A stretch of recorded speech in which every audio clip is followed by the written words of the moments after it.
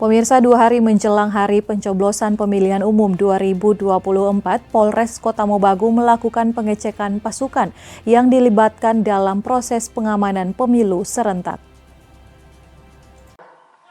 Sebagai wujud pengawasan dan pengecekan kesiapan pasukan dalam pengamanan hari pencoblosan pemilu 2024, mulai dari distribusi logistik ke masing-masing TPS hingga saat logistik kembali ke KPU, Polres Kota Mobagu menggelar apel serpas pengamanan TPS pemilu serentak 2024.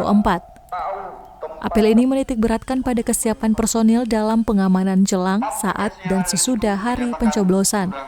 Selain kesiapan personil, Polres Kota Mobagu juga telah menyiapkan pola pengamanan TPS, termasuk antisipasi di TPS yang rawan.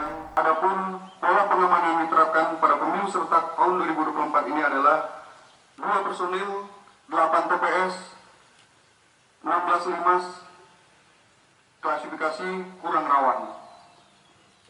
2 personil, 2 TPS, dan 4 limas, klasifikasi rawan.